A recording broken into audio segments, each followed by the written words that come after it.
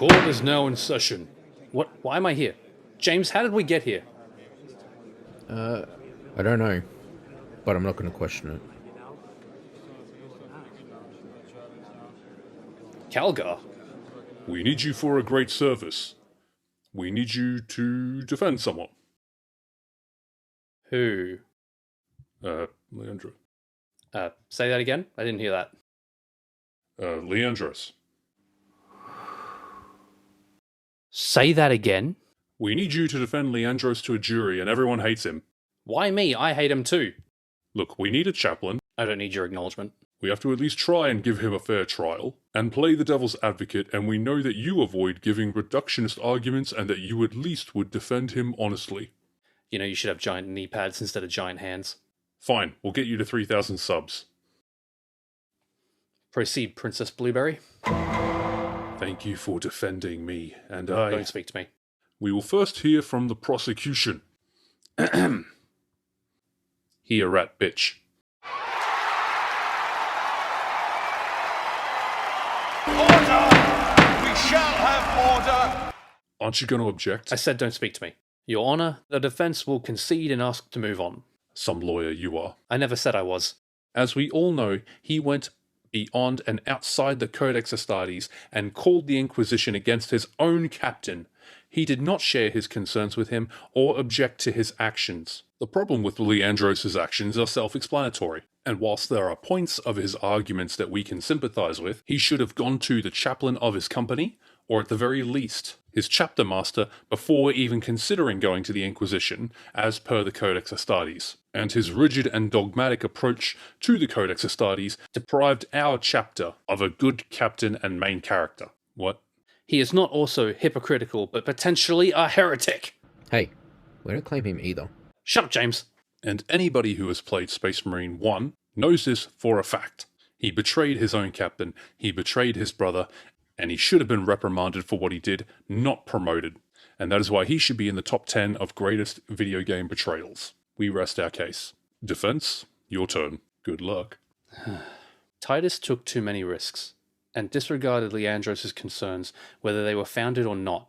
Whenever his opinion was voiced, it was constantly shut down by his leadership. Towards the end, Leandros suggested returning the warp artifact to the Inquisition agents that were on board the Liberation fleet, but Titus said no, because he feared that the Inquisition had already failed to stop its exploitation by Chaos. Whether or not you agree with Titus or Leandros is irrelevant. That was not Titus's decision to make. Nemorath said, and I quote, "You continue to resist my touch. Only a deep connection to the warp can explain this. Will you be joining us soon, brother?" Will you be joining us soon, brother?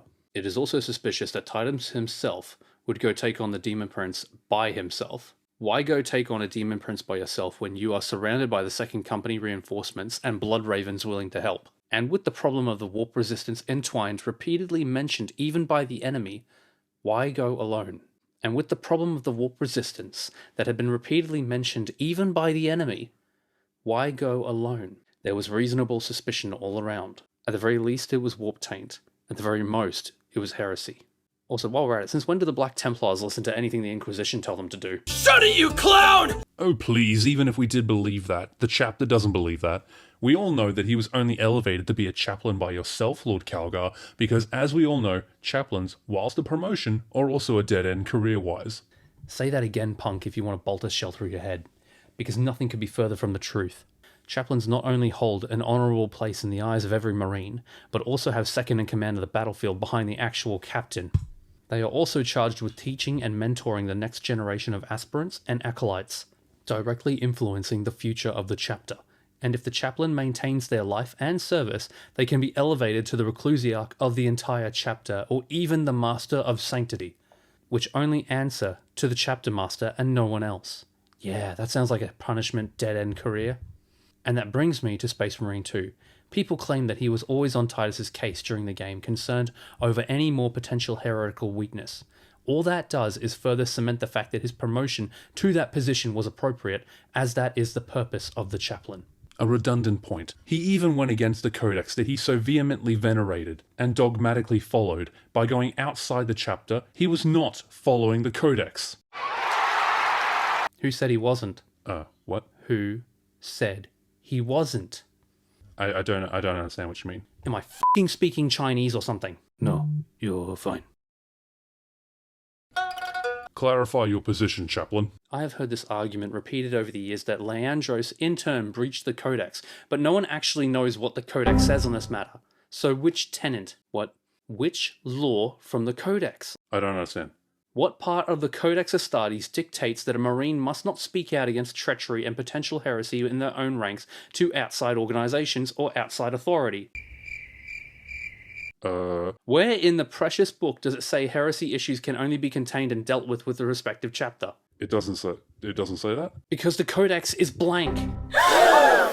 There is no actual record of anything that what the Codex specifically says other than just some quotes from Gilliman, Combat Doctrine, and Organization. You're all just assuming what it says in the Codex, unless you can actually point to the specific page in the Codex that says all potential heretical threats have to be dealt with in-house, or you can't.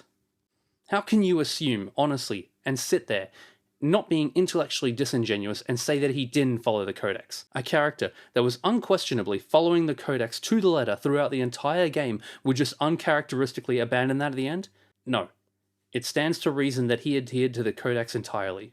This argument that he went against the Codex, but at the same time not knowing what the Codex actually says on it, is completely ignorant and brain dead.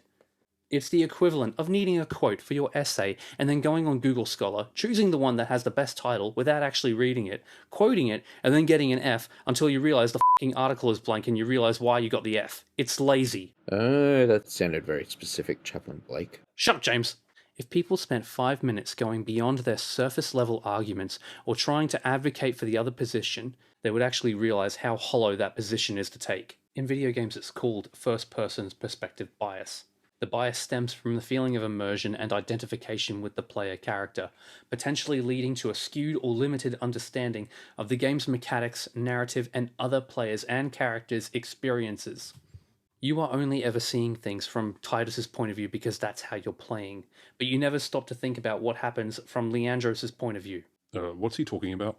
And because of this, because you're playing through Titus, everyone had taken this way too personally than they should have. Now let's just do a thought experiment. If you play as a normal Marine, you feel like your superior could at worst be a heretic, or at the very least, dangerous with warp powers. It actually makes less sense to go further back up the chain of command, because if you look at the chapter command, as so venerated, the captain is the highest of each company next to the chapter master. Just as well, it makes even more sense to go to the investigative organization that is devoted to this very thing. No point going to the Blood Ravens, since they would just steal your armor, and the Black Templars would probably just slaughter them all for a suspected witchcraft.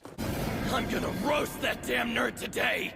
And to be fair, the Inquisition might do the same thing, but there's still a risk if you just leave Titus to it. And none of you see that. But he should have just told He should have just told the chaplain the next time he saw them.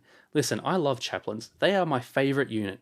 Emperor dammit, I chose a chaplain as my avatar for this channel, but be honest with yourselves. If Leandros did suspect of warp taint, what the fuck is a chaplain going to do? Chaplains are not psychers, and despite their fighting prowess and willpower, do you really think a chaplain would solve the problem named Titus? A guy that just killed a demon prince? I mean, are people here seriously forgetting that this is the grimdark reality we live in? If there was any sort of chaos corruption that would slowly infect and take over the planet, this entire forged world would be used as a weapon against the Imperium's forces. Are we also forgetting that one agent of the Alpha Legion can destroy an entire civilization just with whispers and rumors? What do you think a Space Marine could do? And since we know that entire companies of Marines can be split across the galaxy, do we know if there was a chaplain on Graia? We don't know. Was the chapter master himself on Graia? Probably not. Was the Inquisition there on Graia?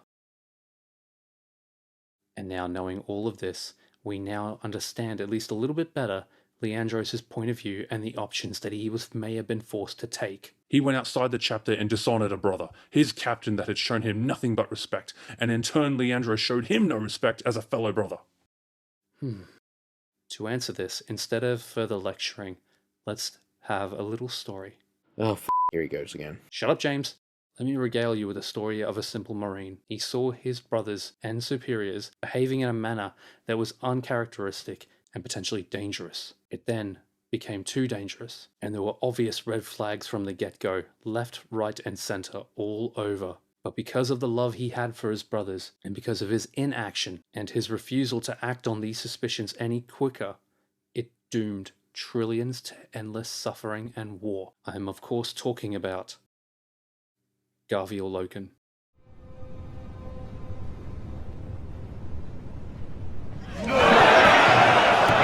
Shoot him!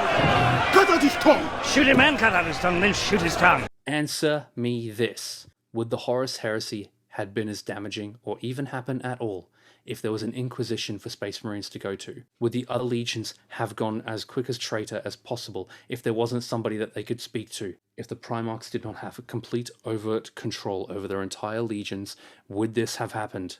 And even more heroes, such as Saul Tarvitz and Torgadon. In fact, the only reason why the traitors were unable to press their advantage was because another hero named Nathaniel Garrow, who went outside of his legion to warn them of heresy, risking his life and his honor. And that also adds to credence to the idea that Guilliman himself would have had contingencies in place for his Marines, following the Codex, to uproot heresy, but utilizing outside organizations instead of pure self-reliance on the chapters themselves. Because that was the entire problem. The Inquisition exists for a reason. Say what you want, but the need for an independent outside body was made even more relevant and imperative. We will accept final statements. I think the prosecution does not need to make a final statement. This traitorous bastard's actions speak for themselves. Listen, I know that he may have done the wrong thing by going straight to the Inquisition. There may have been other options. But at the moment we cannot assume that. When it comes to Leandros and his actions, he did his duty and followed the rules of this grimdark galaxy. And on top of that, he too will be accompanying Titus in Space Marine 3 and will be a bigger part of our futures. So best take this time to examine your own understandings. I'm not here to try and convince you one way or the other. All I'm asking is for you to examine your own feelings and All I'm asking is for you to examine your own understandings and your own bias and your own perspectives. In the immortal words of a well-written character. Without condoning or condemning.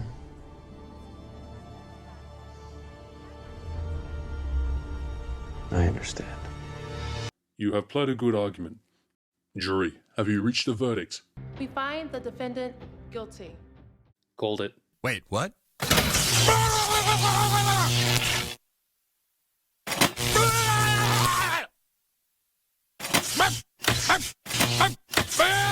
So yeah, about our 3,000 subs. You know, for someone with 6-inch movement, you move pretty quick.